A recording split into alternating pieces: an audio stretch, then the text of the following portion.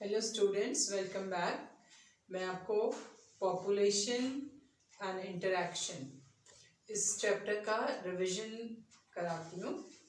और इस चैप्टर में, क्योंकि चैप्टर लंबा है, मैंने इसको इसलिए दो पार्ट में डिवाइड कर दिया।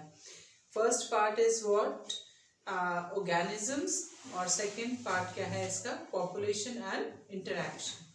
तो चलिए अब हम इसका रिवीजन स्टार्ट करते हैं।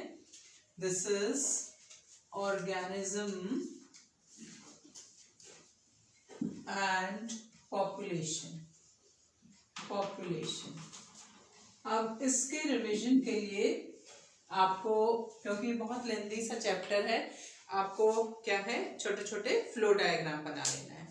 सबसे पहले आपको क्या पढ़ना है कि इकोलॉजी जो है is deals with what.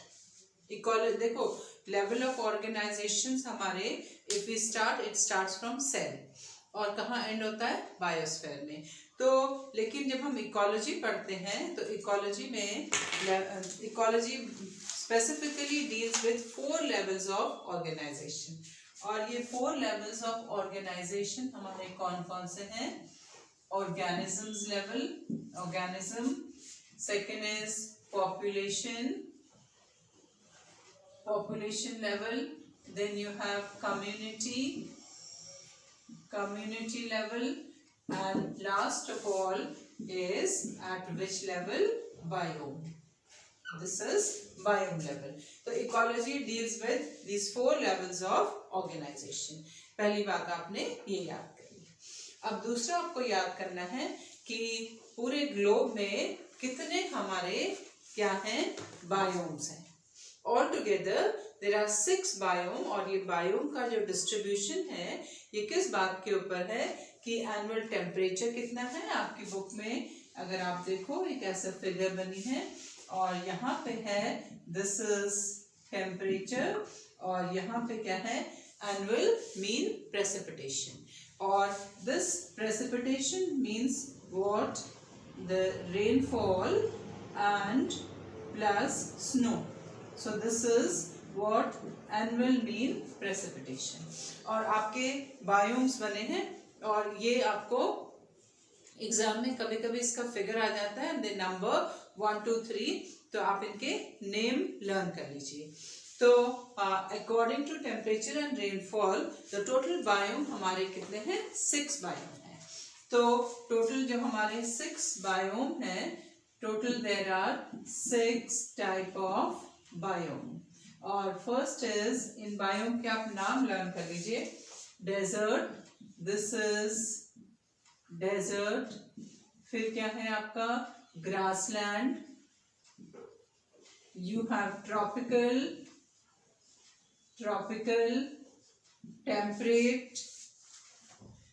temperate, you have conifer, and the last of all is arctic.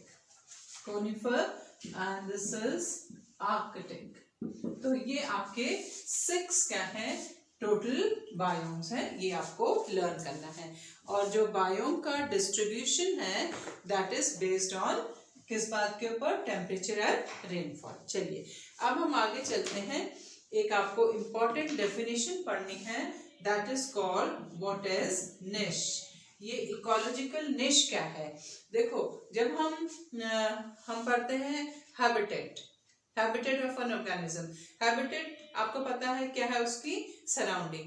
लेकिन एक इकोसिस्टम में एक ऑर्गेनिज्म का पर्टिकुलर रोल क्या है, distinct role of an organism in its environment is called what is ecological niche. तो ecological niche का function, आपको डेफिनेशन याद करनी है। तो आपको क्या करना है, this is distinct role of a species. Her species की अपनी अपनी ecological niche है, of a species in its habitat is called what is ecological niche. तो आपने क्या पढ़ा कि ecology deals with what, then आपके बायोम कितने हैं, फिर इकोलॉजिकल निश क्या है ये आपने पढ़ लिया। अब हमारे पास क्या है, वेरियस एबायोटिक फैक्टर्स। तो जो हमारे एबायोटिक फैक्टर्स हैं that affect the vegetation and the type of animals in the given area, तो ये कौन कौन से हैं हमारे, हम पढ़ रहे हैं these are what abiotic factors। abiotic factors में सबसे पहला आपके पास में आता है temperature, then you have second is water, temperature, water, third is light का मतलब sunlight, then fourth is soil। अब इनके बारे में आपको छोटा छोटा लर्न करना है कि how does temperature affect the environment। देखो छोटा छोटा बिल्कुल शॉर्ट नोट आपको तैयार करना है इसके लिए। This is for temperature. अब मैं इसके पॉइंट्स आपको बना के लिख रही हूँ और आप इनको शॉर्ट नोट तैयार कर लेना, हैंडआउट्स एग्जाम में जाने से पहले आप याद करेंगे। सबसे पहले जो टेम्परेचर है, टेम्परेचर का क्या रोल है, इट कॉजेज सीजनल वेरिएशन। ठीक है, मैं कीवर्ड लिख रही हूँ, आप इसको इलैबोरेट कर लीजिए। Then it changes, it varies from equator to polar region. Equator से पोलर एरिया में क्या करता है, वेरी करता है। And decide this type of flora and fauna मतलब animal, flora means plant and fauna means what, animal. ठीक है, देन यू हैव, इसमें आप एग्जाम्पल लिख सकते हैं, जैसे कि फॉर एग्जाम्पल स्नो लेपर्ड, ये आपकी बुक का एग्जाम्पल है, तो आप इसको याद रखना कि स्नो लेपर्ड आपको कहाँ मिलता है, Canada and Germany. Canada and Germany में मिलेगा, not in the area where you have higher temperature like Kerala and so on.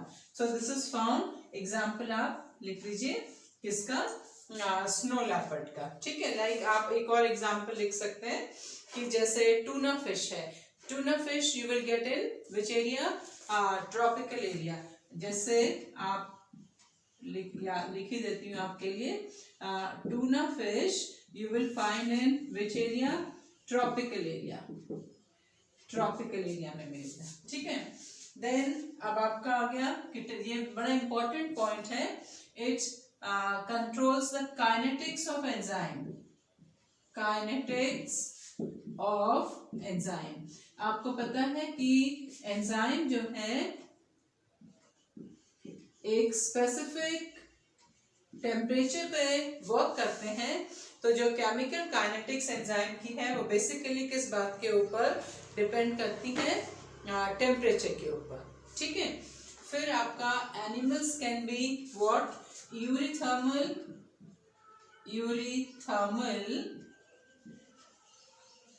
those who can tolerate a wide range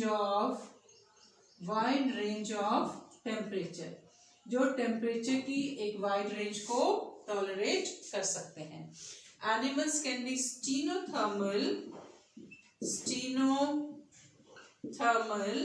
those who can tolerate a narrow range of temperature, जो temperature की एक narrow range को tolerate करते हैं।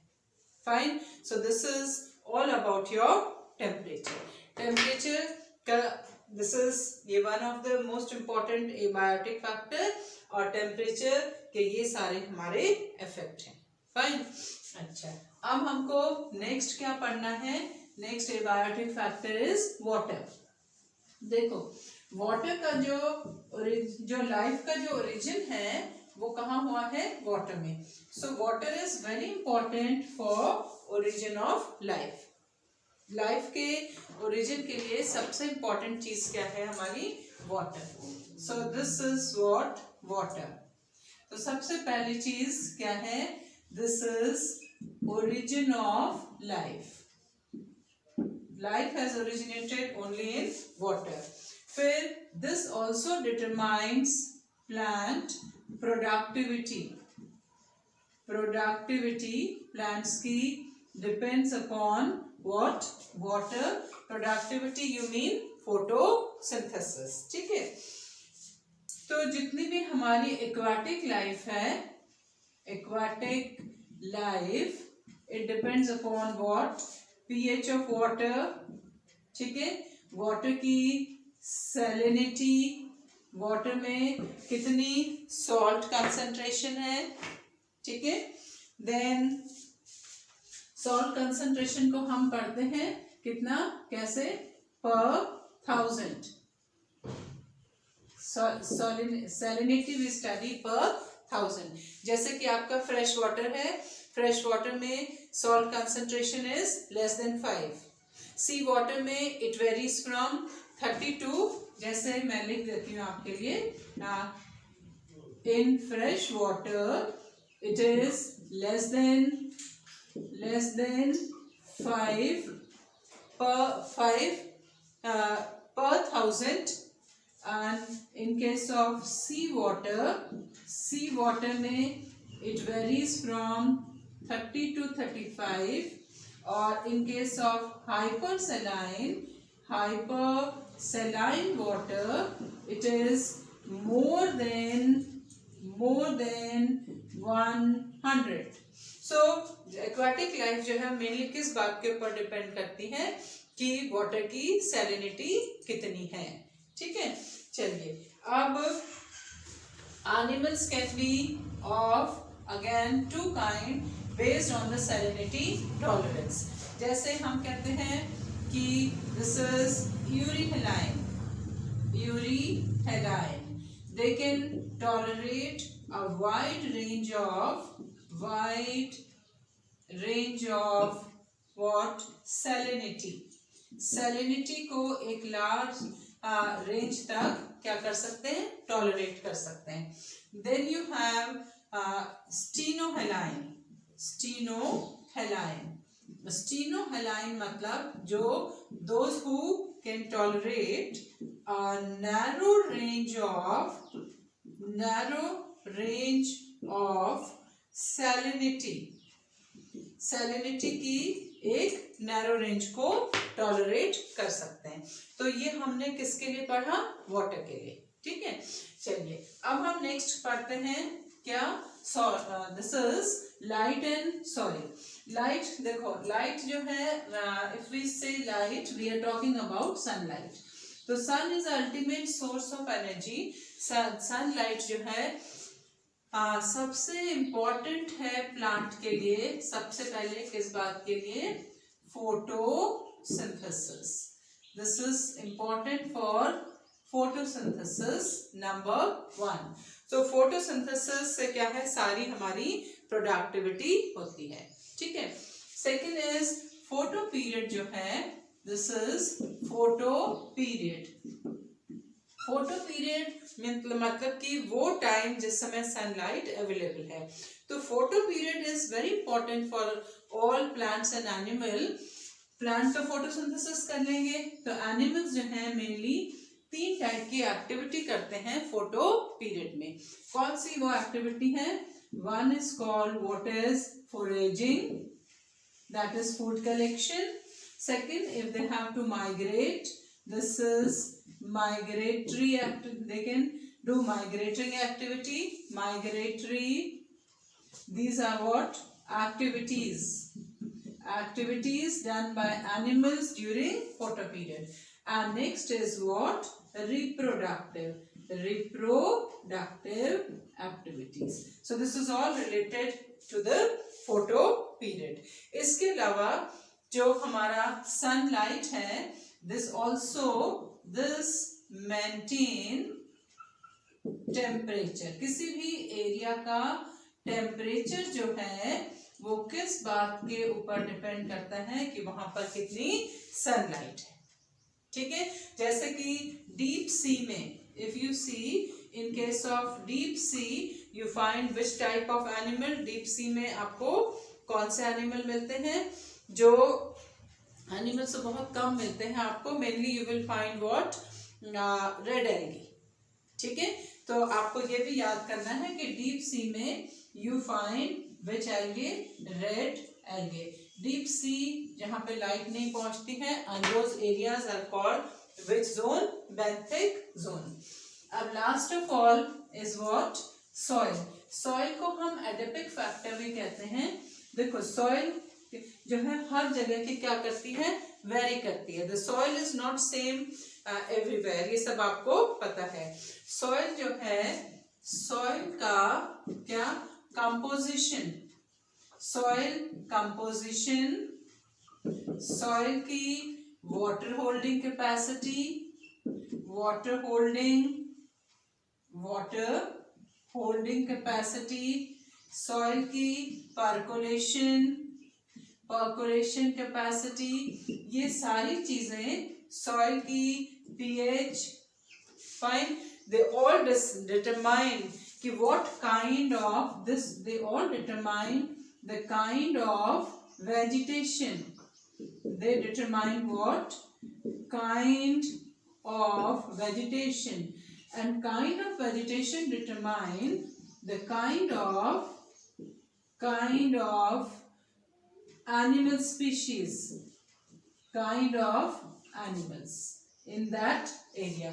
So indirectly we can say कि किसी भी area में जो हम एनिमल की स्पीशीज देख रहे हैं वो किस बात के ऊपर डिपेंड करती है कि वहां पर कितने टाइप की वेजिटेशन है। चलिए अब मैं आपको इसका नेक्स्ट टॉपिक कराती हूँ। मैंने आपको क्या कराया, बायोम डिफरेंट टाइप्स के, निश एंड एबायोटिक फैक्टर्स का effect. Now this is another topic जो कि इसमें से एक छोटा क्वेश्चन आप जरूर एक्सपेक्ट कर सकते हैं बोर्ड एग्जाम के लिए। Response to the abiotic factor, कि हमारे पास कितने तरीके के एनिमल हैं। We have osmo conformers and osmo regulators, thermo conformers, thermo regulators. तो हमने क्या पढ़ना है, this is response to abiotic stress। तो अगर एनवायरनमेंट में एबायोटिक स्ट्रेस है तो प्लांट्स एंड एनिमल कैसे कोप अप करते हैं।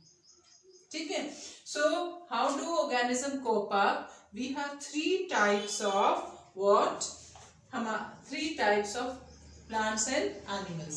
First is called what is regulators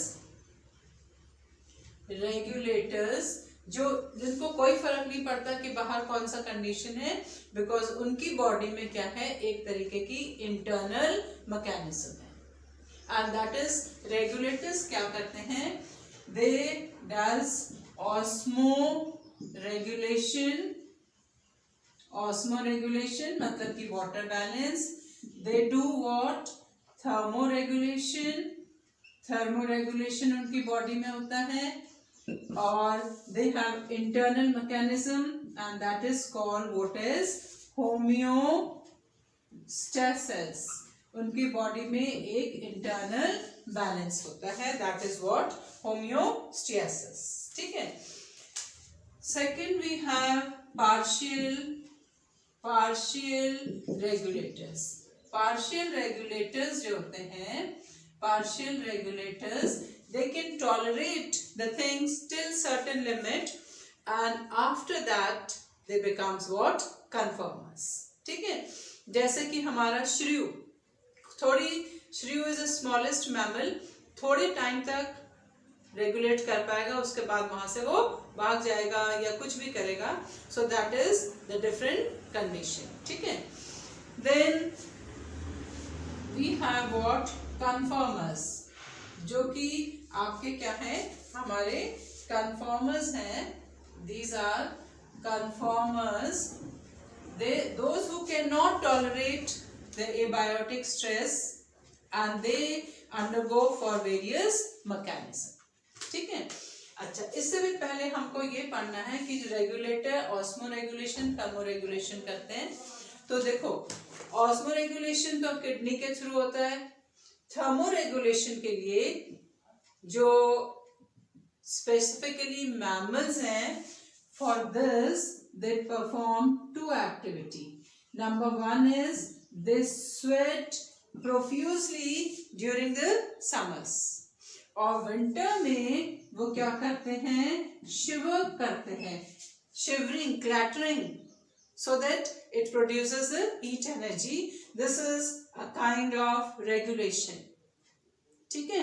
इसके अलावा की बॉडी में इंटरनल मैकेनिज्म है, ये एक और मैकेनिज्म है कि जो स्वेटिंग से आपका टेम्परेचर कंट्रोल होता है, शिवरिंग से आपका टेम्परेचर कंट्रोल होता है. ये आपको पढ़ना है. अच्छा, अब क्या है कि mainly we have to learn about the conformers.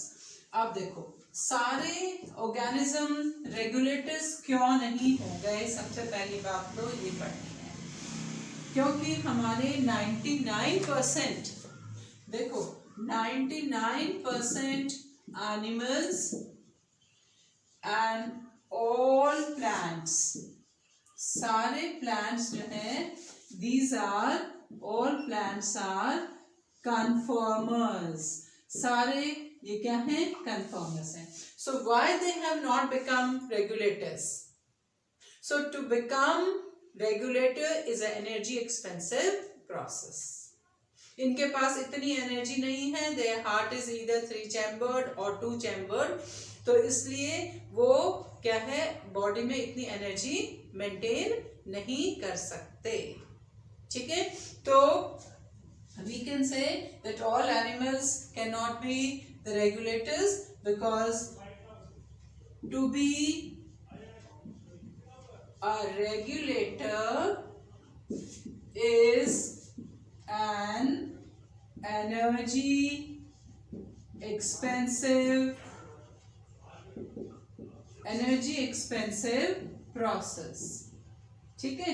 ये आपको याद करना है. इसीलिए सारे ऑर्गेनिज्म हमारे क्या चेंज नहीं हुए, क्या नहीं बने, रेगुलेटर नहीं बने. ठीक है. चलिए, अब how do organism cope up. जितने भी हमारे ये कन्फर्मर्स हैं, ये एबायोटिक स्ट्रेस से अपने आप को कैसे बचाते हैं. So there are certain mechanism. क्योंकि देखो, हीट लॉस और gain is a question of body surface area. Body की सरफेस एरिया का एक वो है. अगर आपका पास में ज्यादा सरफेस एरिया है, वॉल्यूम कम है, तो आपका हीट लॉस ज्यादा होगा. ठीक है. तो that is the reason that small size animals are not found in which area, polar area. Fine. देखो, आपको मैं ये पॉइंट लिख देती हूँ कि heat loss or gain is due to surface area of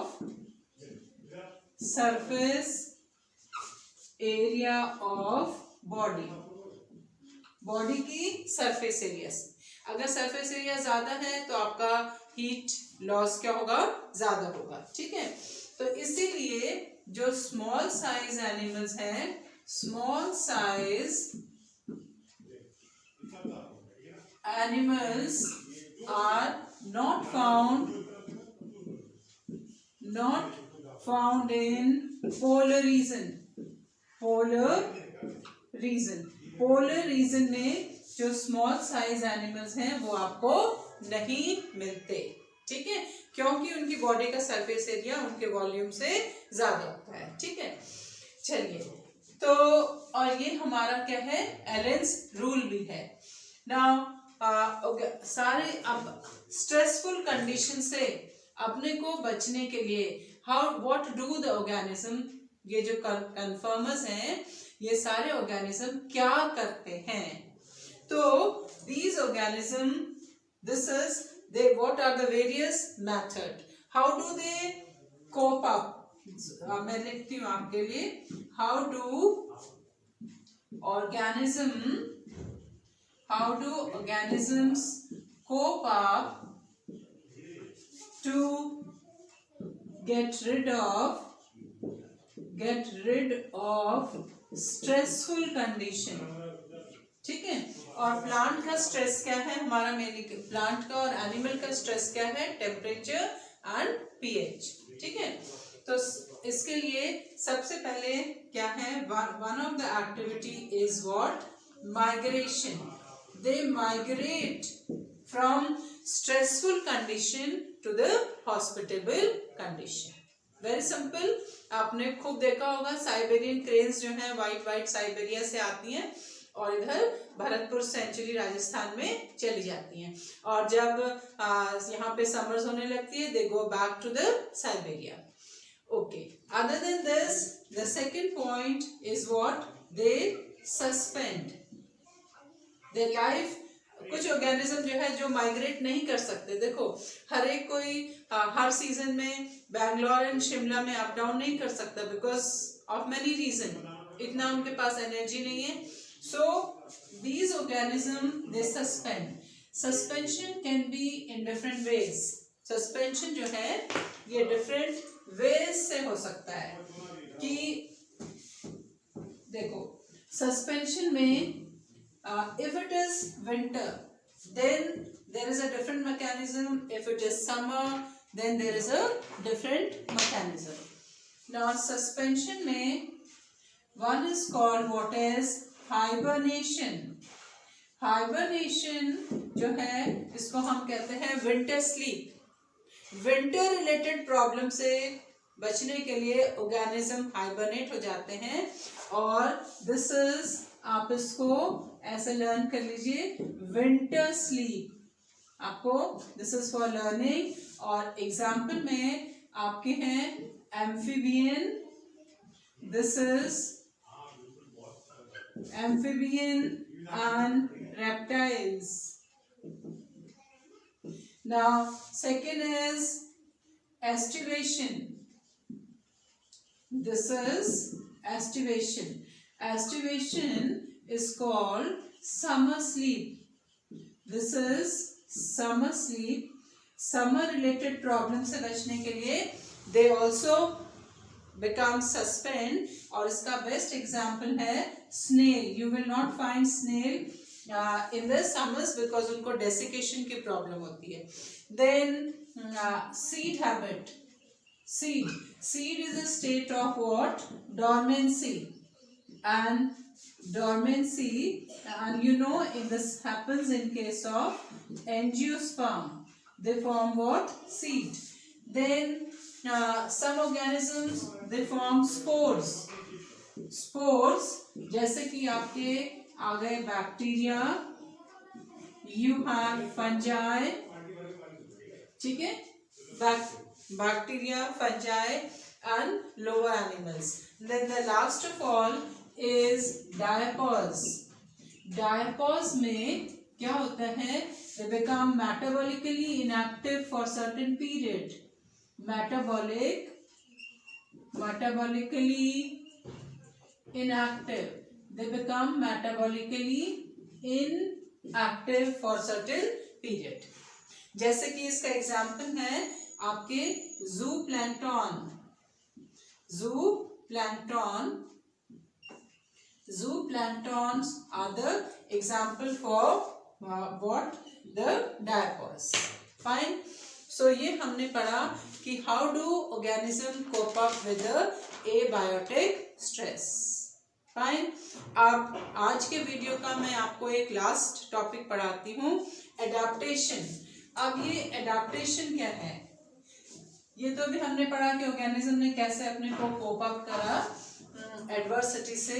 ये एडवर्सिटी से कोप अप इसलिए कर पाए क्योंकि इन्होंने अपने को चेंज कर दिया. तो देखो एडाप्टेशन वर्ड है क्या, एक्चुअली में एडाप्टेशन क्या है कि this is adaptation. Adaptation means क्या है कि इट्स अ एडजस्टमेंट, और you can say it's a alternatives method to cope up extremes or stressful condition is called what is adaptation. अब आपको adaptation किस किस तरीके से organism कर सकते हैं. adaptation क्या है? can be what? physiological भी हो सकता है. adaptation morphological भी हो सकता है. morphological और adaptation आपका behavioral भी हो सकता है. this is behavioral adaptation. adaptation can be of different kind. ठीक है, तो चलिए अब हम कुछ एग्जाम्पल पढ़ते हैं, और ये सारे एग्जाम्पल क्या हैं? बहुत इंपॉर्टेंट एग्जाम्पल है. चलिए सबसे पहला एग्जाम्पल है किसका? Kangaroo rat. देखो कैंगरू रैट जो है ये डेजर्ट एनिमल है. This is example number 1. This is what? Kangaroo rat. Kangaroo rat जो है this is found in the America, desserts of America. तो ये क्या करता है कि एडवर्सिटी को, वाटर स्ट्रेस को कैसे कोप अप करता है. तो इसकी बॉडी में क्या होता है? फैट ऑक्सीडेशन से जो इसके पास वाटर मिलता है, तो ये अपने वाटर स्ट्रेस को से पूरा कर लेता है. ठीक है. Some animals they concentrate their urine, जैसे कि आपने कैमल को भी आपको पता है एग्जाम्पल. देन जो डेजर्ट प्लांट है आपके, डेजर्ट प्लांट ये क्या करते हैं?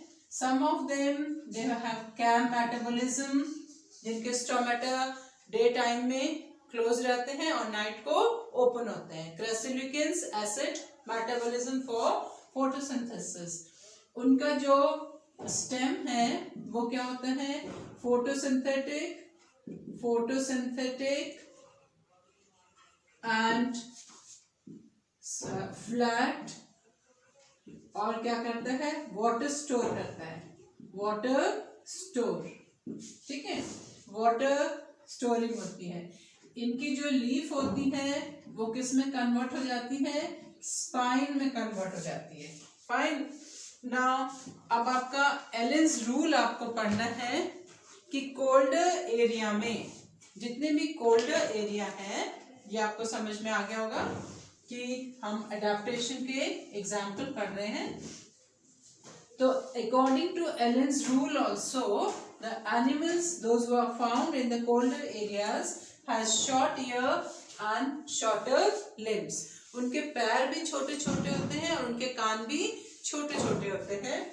This is example number 4. ये 4th एग्जाम्पल है. This is example number 4.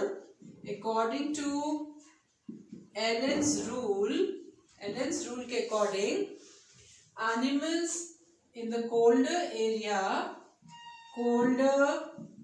area में जो animals हैं, they have shorter limbs and ear.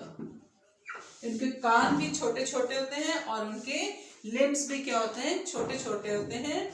किस लिए? टू मिनिमाइज हीट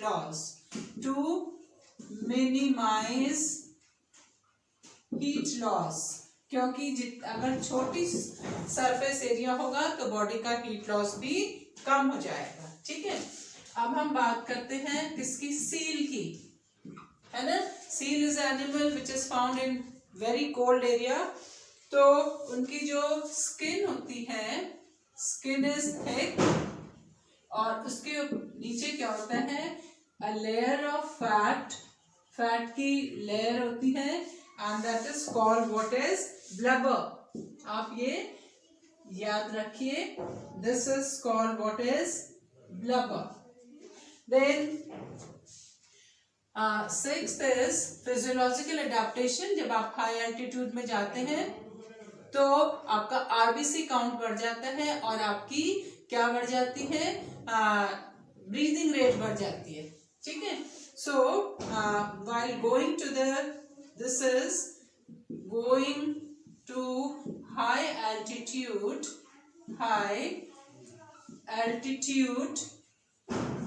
तो क्या हो जाता है, RBC count increases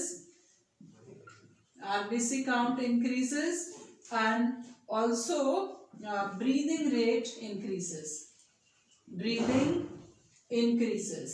breathing rate क्या हो जाती है आपकी, increase हो जाती है in order to meet the deficiency of what, low pressure in the high altitude. ठीक है. और जो लोग हाई एल्टीट्यूड में रहते हैं नॉर्मली उनकी आरबीसी काउंट ज्यादा होती है as compare to those who are living in the plains, because वहां पे उनकी एयर का प्रेशर कम है, ठीक है. अच्छा, फिर हम बात करते हैं एंजाइम्स की. एंजाइम्स ऑफ किसके, आर्चीबैक्टीरिया. आपको पता है कि ये कहाँ मिलते हैं, बहुत हाई टेम्परेचर में, ठीक है. They are functional. उनके जो एंजाइम्स हैं वो क्या है, फंक्शनल होते हैं एट 100 डिग्री ऑल्सो, जबकि हमारे एंजाइम जो हैं वो 37 के बाद काम करना बंद कर देंगे, ठीक है. देखो ये हम सब क्या पढ़ रहे हैं, एडाप्टेशन पढ़ रहे हैं कि अगर आप ऐसे एरिया में रहते हैं जहाँ पर टेम्परेचर कम है तो आपकी बॉडी में एंजाइम्स अकॉर्डिंगली हैं, लेकिन जो बैक्टीरिया थर्मल वेंट में आपको मिलने वाला है वहां पर उसकी बॉडी में थर्मोस्टेबल एंजाइम आपको मिलेगा, ठीक है. अच्छा, अब आपका नेक्स्ट एग्जाम्पल फिशेस, जो कि कहाँ पे है आपके, कौन से एरिया में, दिस इज इन एंटार्क्टिका में जो आपकी फिशेस हैं, एंटार्क्टिक एरिया में fishes in the Antarctica, to prevent the freezing of their body fluid, they release what, anti-freezing. उनकी बॉडी में anti-freezing, उनकी बॉडी में you have anti-freezing protein synthesize, उनकी बॉडी में एंटी फ्रीजिंग प्रोटीन सिंथेसाइज करती है, ठीक है. अच्छा, अब जो मैरीन एडाप्टेशन क्या है कि जो बहुत ज्यादा डेप्थ में है, जहाँ पे प्रेशर बहुत ज्यादा है, दिस इज मैरीन एडाप्टेशन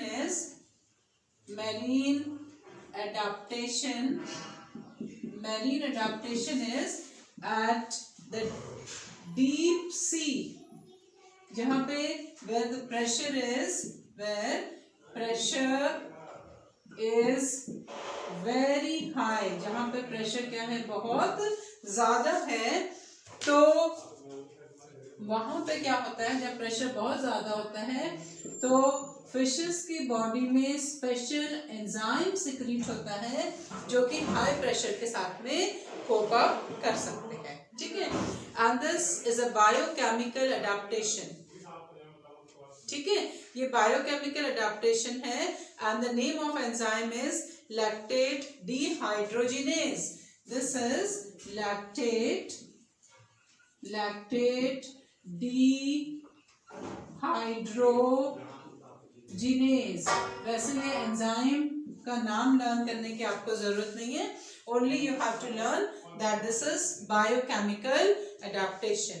अब behavioral adaptation में आपका क्या है कि जो डेजर्ट की लिजर्ट है वो ना तो फिजियोलॉजिकल एडाप्टेशन है ना morphological.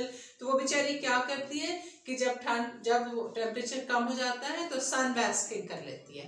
This is behavioural adaptation. They do what, sun basking. हम भी करते हैं ना सन बास्किंग, जब बहुत ठंड होती है So they do what? Sunbasking. Now और कुछ एनिमल क्या करते हैं? There are some species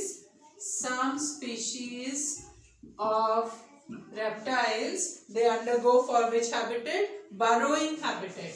देखो ये आपका burrowing habitat. Burrowing in sunbasking is behavioral adaptation.